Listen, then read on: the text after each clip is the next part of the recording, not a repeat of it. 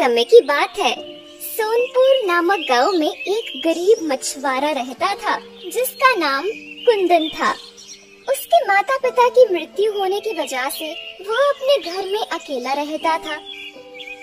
एक दिन वह जंगल में नदी किनारे मछलियों को पकड़ने जा रहा था कि तभी उसे वहाँ एक छोटा सा बंदर जख्मी हालत में गिरा हुआ दिखाई देता है। अरे तुम कौन हो और यहाँ इस हालत में क्या कर रहे हो छोटे बंदर?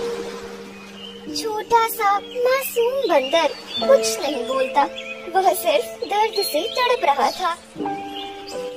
लगता है जंगल में इस मासूम बंदर का किसी ने शिकार किया है और ये उस शिकारी के शिकार से जख्मी होकर यहाँ पर अपनी जान बचाने के लिए आया है। तुम बिल्कुल परेशान मत हो छोटे बंदर, मैं तुम्हें अपने साथ ले जाऊंगा और तुम्हारा इलाज खुद करवाऊंगा। देखना फिर तुम बिल्कुल ठीक हो जाओगे। कुंदन उस बंदर को ठीक होने का दिलासा देता है, लेकिन वह बंदर उसे चुपचाप अपनी मोटी मोटी आंखों से देखता रहता है। छोटे बंदर, तुम क्या गूंगे हो? मैं कब से तुम्हें इतनी सारी बातें कह रहा हूँ, मगर तुम हो कि कुछ बोलते ही नहीं। मुझे तो ऐसा लगता है कि तुम बोल ही नहीं सकते। चलो कोई बात नहीं, मैं तुम्हें वैद्य जी के पास लेकर चलता हूँ।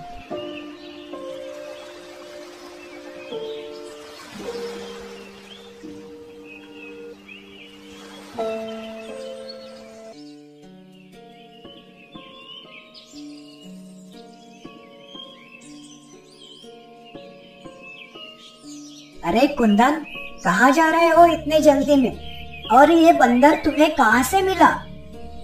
अच्छा हुआ वैद्य जी, आप मुझे यहीं मिल गए। मैं आप ही के पास आ रहा था। वैद्य जी, ये बंदर बहुत जख्मी है, आप इसका इलाज कर दीजिए। कुंदन, लोग मेरे पास इंसान का इलाज कराने आते हैं और तुम इस बंदर को लेकर आए हो। भले इसे इलाज की क्या जरूरत? ये जानवर तो एक दूसरे का शिकार होने और एक दूसरे का शिकार करने के लिए ही दुनिया में आए हैं। नहीं वैद्य जी, आप ऐसा मत कहिए। जिस तरह हमें दर्द होता है उसी तरह इन्हें भी तो होता है ना। मुझे नहीं लगता कि तुम्हें अपनी मेहनत की कमाई इस बंदर के इलाज में लगानी चाहिए। वैद्य जी, मेरे पैसों का मोल इस बंदर की जान से बढ़कर नहीं है। ठीक है कुंदन, अब तुम्हारी यही जिद है तो इसके आगे मैं क्या कर सकता हूँ? चलो मेरे साथ।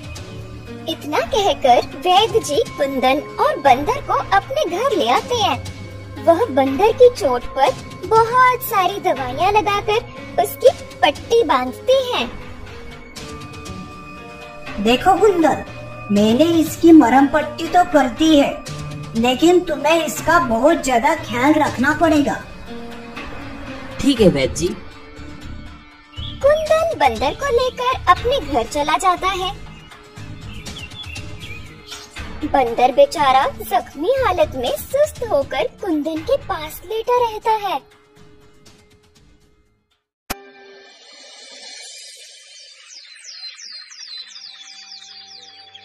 छोटे बंदर, तुम तो कुछ बोलते नहीं और मैं तुम्हारा नाम भी नहीं जानता, इसलिए मैं तुम्हें छोटा बंदर बुलाऊंगा। इतना कहकर कुंदन छोटे बंदर के लिए केला लेने चला जाता है। छोटे बंदर, देखो मैं तुम्हारे लिए केला लाया हूँ। मैंने सुना है तुम बंदरों को केला बहुत पसंद होता है।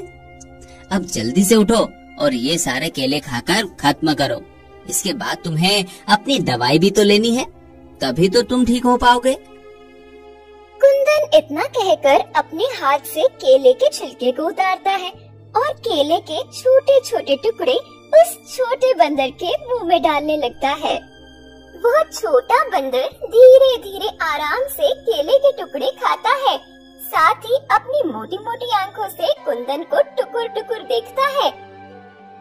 दिन गुजरते जाते हैं और कुंदन उस छोटे बंदर की ऐसी ही सेवा करता है जिससे वह छोटा बंदर ठीक हो जाता है।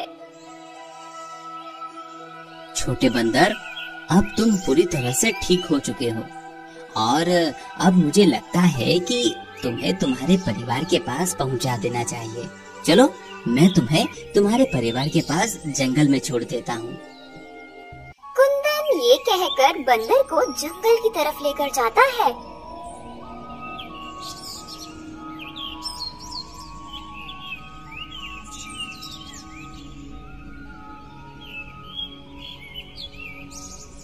ये लो छोटे बंदर, तुम्हारा जंगल आ गया।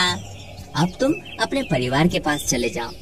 मुझे यकीन है कि तुम्हारे परिवार वाले भी तुम्हें ढूंढ रहे होंगे। कुंदन की ये बात सुनकर छोटा बंदर उसकी गोद से उतरता ही नहीं है। कुंदन बंदर को ऐसा करते देख उससे कहता है, छोटे बंदर, अब तुम जंगल में अपने परिवार के पास जाओ। कुंदन की बहुत कोशिशों के बाद भी बंदर उसकी गोद से नहीं उतरता।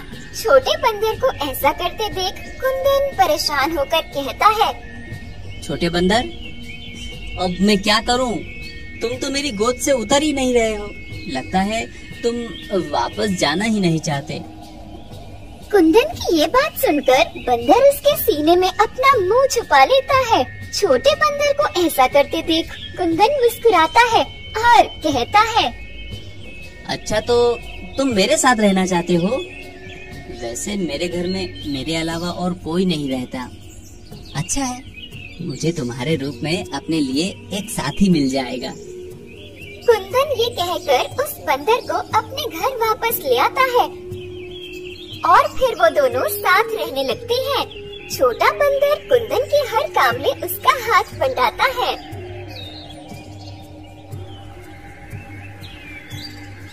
एक दिन कुंदन नदी किनारे मछली पकड़ने जाता है।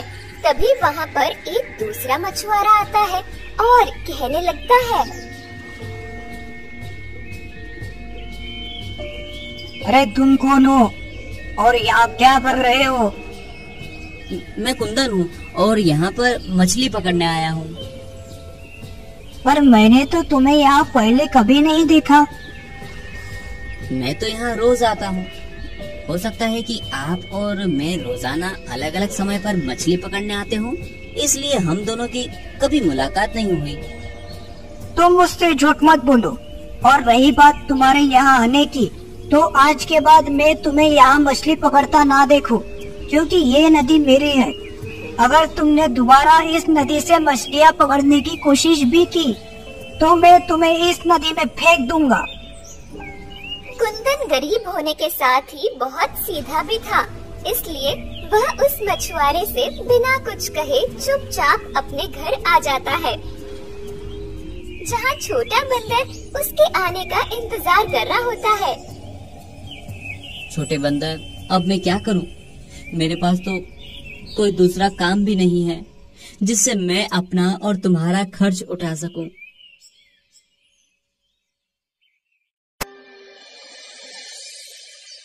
कुछ देर बाद कुंदन फिर से छोटे बंदर से कहता है,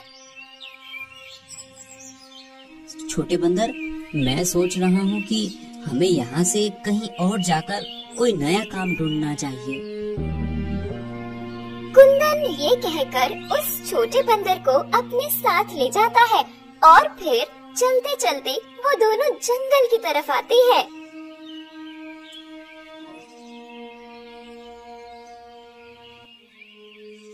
तभी अचानक बंदर कुंदन का हाथ जोर जोर से खींचने लगता है। छोटे बंदर, क्या हुआ? तुम ऐसे मुझे बार बार क्यों खींच रहे हो? अच्छा, मैं समझ गया। तुम्हें भूख लगी है? रुको, मैं देखता हूँ। शायद इस जंगल में तुम्हारे खाने लायक कोई फल मिल जाए। कुंदन ये कहकर उस बंदर को अपने साथ लिए जंगल के अंदर किसी फल की तलाश में इधर उधर देखता है, लेकिन उसे उस जंगल में सूखे पेड़ों के अलावा कुछ नहीं दिखता है। तभी कुंदन छोटे बंदर से कहता है, मुझे तो यहाँ तुम्हारे खाने के लिए कोई फल नहीं दिख रहा। अब तुम्हें अपनी भूख थोड़ी देर और बर्दाश्त करनी पड़ेगी। हम जैसे ही दूसरे राज्य पहुँचेंगे, हो सकता है वहाँ कोई हमारी मदद कर दे। कुंदन ये कहते हुए उस जंगल से निकल जाता है और चलते चलते दूसरे राज्य पहुंचता है। अब तो शाम होने आई है, लेकिन अभी तक मुझे तुम्हारे लिए कोई खाना नहीं मिला। अभी कुंदन छोटे बंदर से ही कह ही रहा था कि तभी उसे पीछे से उस राज्य के राजा आते हुए दिखाई देते हैं। तुम कौन हो? आज से पहले तो मैंने तुम्हें अपने राज्य में कभी नहीं देखा। महाराज, असल में मैं आपके पड़ोसी राज्य से आया हूँ। ओह अच्छा, तो तुम यहाँ नए हो, तो मैं ये जान सकता हूँ कि तुम यहाँ क्यों आए हो? महाराज, मेरा नाम कुंदन है और मैं एक मछुआरा हूँ, मगर मेरे पास इस समय कोई काम नहीं है, इसलिए मैं यहाँ काम की तलाश में आया हूँ। अच्छा, तो तुम यहाँ काम की तलाश में आए हो। अगर मैं कहूँ कि तुम मेरे महल के सामने वाली नदी और उसके पास की झरने की साफ सफाई करो, तो बदले में मैं तुम्हें खाने और रहने की जगह दूंगा, तो क्या तुम ये काम करना चाहोगे? कुंदन राजा की ये बात सुनकर खुशी खुशी हाँ कर देता है और कहता है, महाराज, आपका बहुत बहुत शुक्रिया कि आपने मुझे काम पर रखा। अरे कुंदन, कोई बात नहीं, तुम हमारे पड़ोसी राज्य से आए हो, हमारे मेहमान हो, इस नाते तुम्हारी मदद करना हमारा कर्तव्य है। राजा ये कहकर कुंदन और उसके बंदर को अपने महल में ले जाते हैं।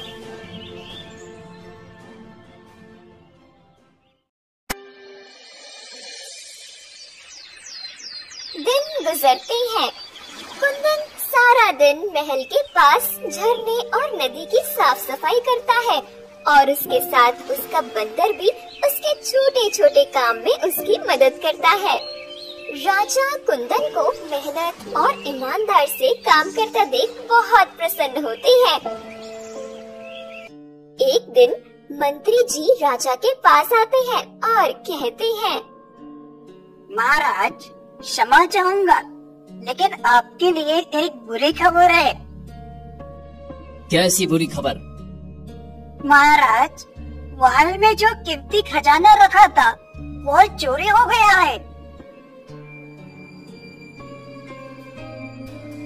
मंत्री जी की बात सुनकर राजा गुस्से से महल के सारे नौकरों को अपने पास बुलाते हैं। मैं जानता हूँ कि तुम लोगों में से ही किसी ने मेरे खजाने की चोरी की है, तो जिसने भी ये काम किया है वो सामने आ जाए और सच बता दे। मैं वादा करता हूँ कि मैं उसे माफ कर दूंगा, साथ ही कुछ खजाना भी दूंगा। लेकिन अगर तुमने सच नहीं बताया तो मैं तुम सबके साथ बहुत बुरा करूंगा। राजा ये कहकर एक एक नौकर से पूछताछ करते हैं। तभी मंत्री जी राजा से कहते हैं, महाराज, मुझे लगता है कि ये काम हमारे राज्य के किसी नौकर का नहीं है, बल्कि दूसरे राज्य से आए हुए कुंदन का है। मुझे नहीं लगता मंत्री जी कि कुंदन ऐसी हरकत करेगा। वो तो मुझे बहुत ही सीधा और ईमानदार लगता है। लेकिन महाराज, मुझे तो यही लगता है। मंत्री जी, आप इतने यकीन से कैसे कह सकते हैं? क्योंकि कुंदन ही है जो महल के अंदर और बाहर आ जा सकता है। महाराज, मुझे लगता है कि हमें कुंदन की तलाशी लेनी चाहिए। ठीक है मंत्री जी, चलिए जहाँ कुंदन रहता है हम सब वहीं चलते हैं। राजा ये कहकर कुंदन के पास जाते हैं। मैंने तुम्हें सीधा और ईमानदार समझकर अपने राजमहल में काम दिया और तुमने मेरी ही खजाने की चोरी कर ली। चोरी? कैसी चोरी महाराज? और आप किस खजाने की बात कर रहे हैं? कुंदन, जितने सीधे तुम दिखते हो उतने हो नहीं। अब बताओ, तुमने महाराज का खजाना कहाँ छुपाया है? महाराज, मेरा यकीन कीजिए, मैंने कोई खजाना नहीं चुराया, मैं चोर नहीं हूँ। कुंदन अपनी बेगुनाही साबित करने की कोशिश करता है मगर राजा उसकी एक नहीं सुनते। तभी मंत्री जी कुंदन के आसपास तलाशी लेने लगते हैं। तलाशी लेने पर उन्हें सोने के कुछ सिक्के मिलते हैं। ये देखिए महाराज, ये वही सिक्का है जो आपके खजाने में हुआ करता था। राजा उन सोने के सिक्कों को देखकर गुस्से में कुंदन से कहते हैं, मैंने तुम पर भरोसा किया और बदले में तुमने मुझे ये सिला दिया। अब तुम्हारी सजा यही है कि तुम हमेशा के लिए मेरे महल में कैद रहोगे। राजा ये कहकर अपने सिपाहियों को कुंदन को कैद करने का हुक्म देते हैं। 3 दिनों तक कुंदन को कैद करके उससे पूछताछ की जाती है, मगर कुंदन अपने मुंह से एक लफ्ज भी नहीं निकालता। मंत्री जी, कुंदन को कैद करे 3 दिन बीत चुके हैं, लेकिन अभी तक उसने खजाने के बारे में कुछ नहीं बताया।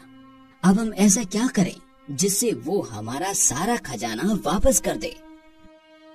महाराज, मुझे लगता है कि कुंदन ने वो सारा खजाना अपने राज्य के राजा के पास भेज दिया है। अभी राजा और मंत्री ये बात कर ही रहे थे कि तभी वहाँ कुंदन का छोटा बंदर आता है और राजा से कहता है, प्रणाम महाराज। अरे तुम तो वही बंदर हो ना जो उस कुंदन के साथ हर समय पाए जाते थे? जी महाराज, मैं वही बंदर हूँ। मगर मैंने तो पहले कभी तुम्हें बोलते हुए नहीं सुना। जी महाराज, क्योंकि मैं ज्यादा बोलना पसंद नहीं करता। महाराज, मैं जानता हूँ कि आपका सारा खजाना कहाँ है और किसने उसे चोरी किया है। अच्छा, तो बताओ फिर मेरा खजाना कहाँ है? महाराज, महल के पीछे जो पर्वत है, उस पर्वत के नीचे एक छोटी सी गुफा है। वो खजाना उसी गुफा में छुपाया गया है। लेकिन ये काम आखिर किसने किया? महाराज, मेरी एक शर्त है। अगर आप मेरी शर्त पूरी करेंगे तो ही मैं बताऊंगा कि आपके खजाने को किसने चुराया है। ठीक है, तुम्हारी शर्त मुझे मंजूर है। बताओ मुझे क्या करना होगा? महाराज, आपको मेरे मालिक यानी कुंदन को अपनी कैद से आजाद करना होगा। तुम जानते भी हो तुम क्या कह रहे हो? जी हाँ, मैं जानता हूँ और यकीनन आपको भी जब सच पता चलेगा तब आप भी ऐसा ही करेंगे। राजा उस बंदर की बात सुनकर अपने सिपाहियों से कुंदन को आजाद करने के लिए कहते हैं, मैंने तुम्हारे मालिक को आजाद कर दिया है। अब मुझे सब सच बताओ। जैसा कि मैंने आपको बताया, आपका खजाना उस पर्वत के नीचे है और उसे चुराने वाला और कोई नहीं, आपके मंत्री जी हैं। महाराज, ये बंदर झूठ बोल रहा है। भला मैं आपका खजाना क्यों चुराऊंगा? इतने सालों में क्या कभी मैंने आपसे कोई बेईमानी की है? मंत्री की ये बात सुनकर राजा उस बंदर से कहते हैं, मूर्ख बंदर, ये क्या कह रहे हो? तुम हमारे मंत्री जी पर झूठा आरोप लगा रहे हो। महाराज, अगर आपको यकीन नहीं है तो आप मेरे साथ चलिए और खुद अपनी आँखों से देख लीजिए। महाराज, राजा उस बंदर की बात मानकर सबके साथ उस पर्वत की तरफ निकल जाते हैं।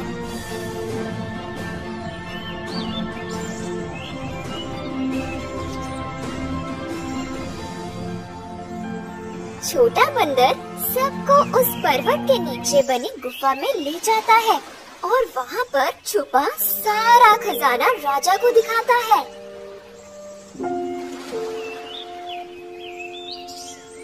मंत्री जी, आपने मेरा खजाना चुराया, मगर क्यों? महाराज, ये झूठ बोल रहा है। मैंने ये खजाना नहीं चुराया। ये जरूर इस बंदर और उसके मालिक कुंदन का काम है। मंत्री जी, आप मेरे साथ इतनी बड़ी दगाबाजी करेंगे मैंने सोचा भी नहीं था, लेकिन अब इसकी सजा आपको जरूर मिलेगी। आपकी सजा यही है कि आप कुंदन की जगह महल में कैद रहेंगे और आपकी जगह कुंदन महल का नया मंत्री बनेगा। मंत्री को सजा सुनाने के बाद राजा कुंदन से कहते हैं, कुंदन, मुझे माफ कर दो, मैंने तुम्हें बेवजह सजा दी। नहीं महाराज, आप मुझसे माफी मत मांगिए। कुंदन, तुम्हारा ये बंदर बहुत समझदार है और तुम्हारा बहुत ही वफादार साथी है। अगर आज ये न होता तो सच में हम तुम्हें हमेशा के लिए अपनी कैद में रखते।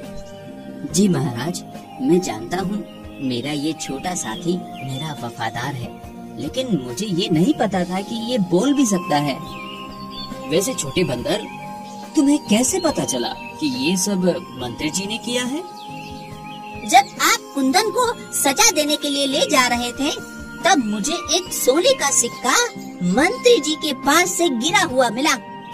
उस दिन से मैंने मंत्री जी पर नजर रखना शुरू कर दी थी और फिर जैसे ही मुझे खजाने का पता चला तो मैंने आपको आकर बता दिया। शाबाश छोटे बंदर, तुमने बहुत ही अच्छा काम किया है। शुक्रिया मेरे छोटे बंदर, मैं तुम्हारी वफादारी को सलाम करता हूँ। इतना कहकर वह अपने छोटे बंदर को गले लगा लेता है।